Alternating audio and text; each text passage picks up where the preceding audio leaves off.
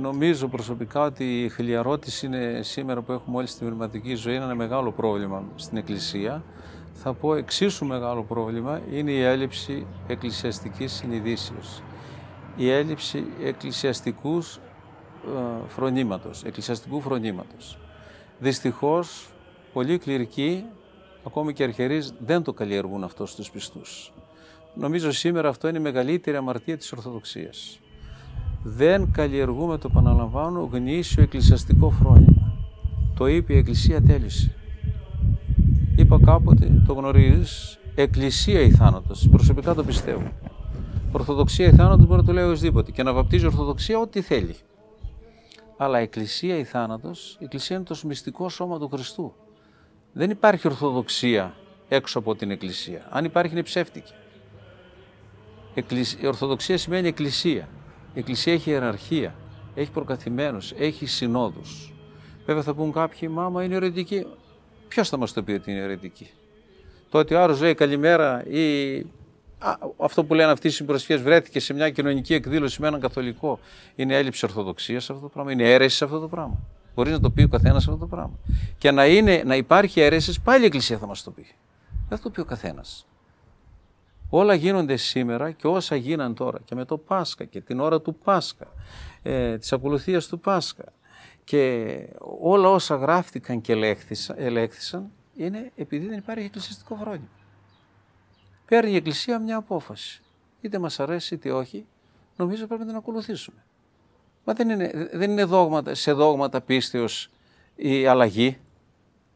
Είναι θέματα τάξεως, στα οποία παίρνει η Εκκλησία την ευθύνη. Είτε είναι σωστό είτε δεν είναι σωστό, το είπε η Εκκλησία, τέλος, εκείνη έχει την ευθύνη. Δεν την έχουμε εμείς, δεν την έχει ένας παπάς, δεν ξέρω, στα Γκρίνιο ή στην Πάτρα ή δεν ξέρω πού αλλού, ούτε ένας καλόγερος στα Αγιονόρος. Την ευθύνη την έχει η Εκκλησία. Όταν πει η Εκκλησία έτσι, οφείλουμε υπακοή στην Εκκλησία. Διότι η υπακοή στην Εκκλησία είναι υπακοή στο Χριστό τον ίδιο.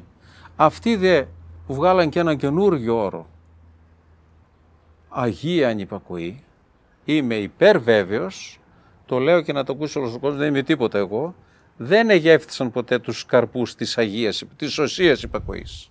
Πού κάνανε υπακοή αυτοί οι άνθρωποι και μιλάνε για Αγία ανυπακοή σήμερα? Σε επίσκοπο, σε πνευματικό πατέρα?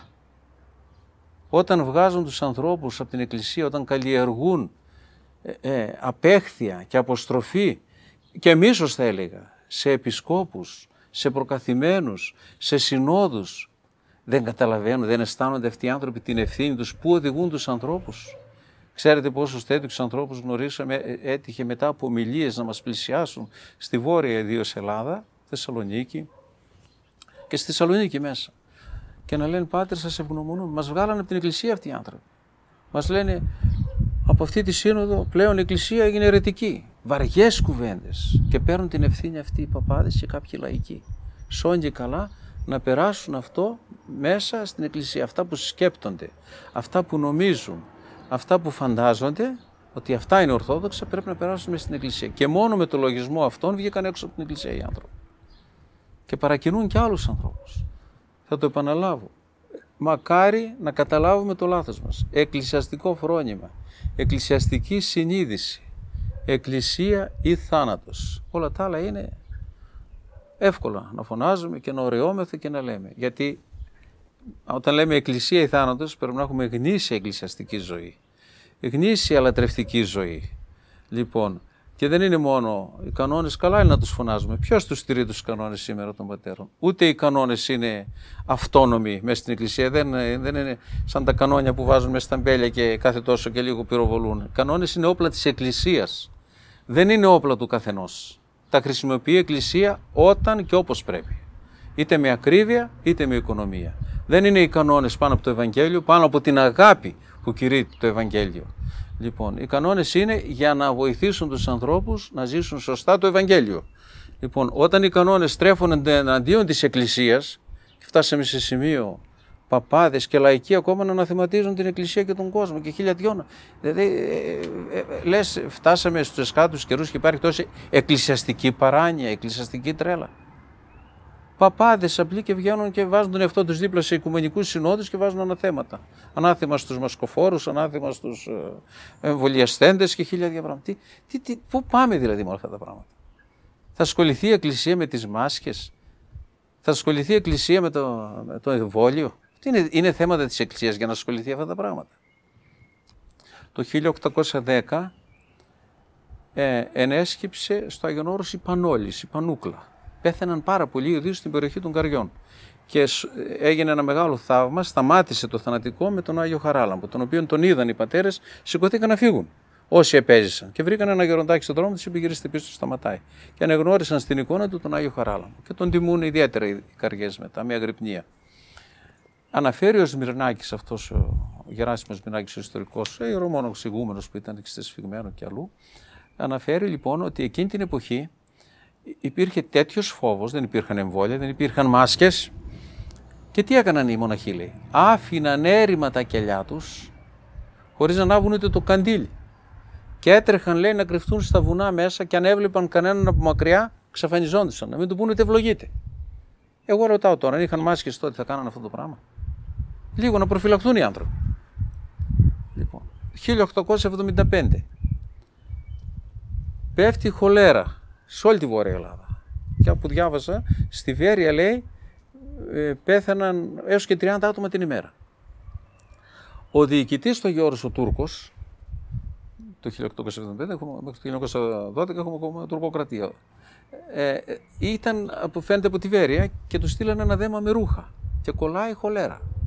Και πεθαίνει αυτός πάρα αυτά και ο υπασπιστής του χωροφύλακας που είχε. Αμέσως, λέει, η Ιερά Κοινότης έλαβε εξυγιαντικά μέτρα και έδωσε εντολή και έκλεισαν τα μοναστήρια. Σήμερα που υπάρχει αυτή η πανδημία, λες τρέλα έπεσε?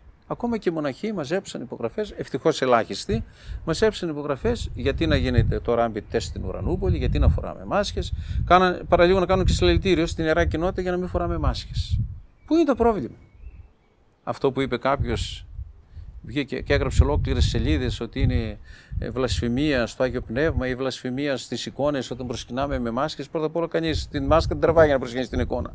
Αλλά εγώ θα πω και με μάσκα να προσκυνήσει. Δεν τον πειράζει αυτόν που τα γράφει, τον τζάμι της εικόνας? Δεν τον πειράζει η χάρτινη εικόνα? Γιατί το χαρτίνη εικόνα είναι η φωτογραφία της εικόνας, δεν είναι εικόνα.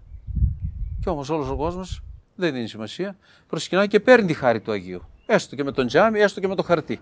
Με θαύματα που έχουν γίνει με χάρτινες εικόνες. Πώς μπερδεύουμε τους ανθρώπους με τέτοια πράγματα? Βλασφημία, λέει, κατά το Αγίο Πνεύμα της η μάσκα. Λέω κι εγώ, πάτερ μου, έχεις ιδέα τι είναι το Αγίο Πνεύμα? Η μάσκα εμποδίζει το Άγιο Πνεύμα? Αυτό πιστεύεις, του λέω? Αυτό κατανοείς τόσα χρόνια που είσαι παπάς? Λέω, με συγχωρείς, είσαι άγευστος του Αγίου Πνεύματος τουλάχιστον για να λες τέτοια κουβέντα. Επειδή είπαμε για το σωστό εκκλησιαστικό, το γνήσιο εκκλησιαστικό φρόνημα που πρέπει να καλλιεργούμε, πρέπει να γίνει, νομίζω είναι και μάθημα αυτό, αλλά πρέπει να γίνει τακτικό μάθημα και στα πανεπιστήμια και στις ιερατικές σχολές και στα κατηχητικά και στις ενορίες και παντού και στα μοναστήρια. Λοιπόν, το γνήσιο εκκλησιαστικό φρόνημα. Ήρθε πατριαρχική εξαρχία κάποτε στο Άγιον Όρος.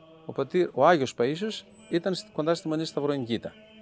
Βρέθηκε στο μοναστήρι, άκουσε ότι ήρθε πατριαρχική εξαρχία. Αυτούς που κάποιοι τους λένε οικουμενιστές, τους λένε ξυρισμένους, τι δεν λένε, τους λένε Τούρκους. Ας πάνε εκεί να δουν τι αγώνα κάνουν για να κρατηθεί το καντήλι της Ορθοδοξίας αναμένο.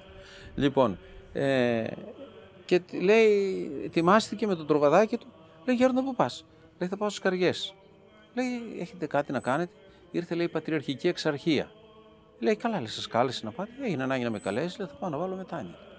Ήρθαν, λέει, από την Κωνσταντινούπολη άνθρωποι να πάνε να τους χαιρετήσουν.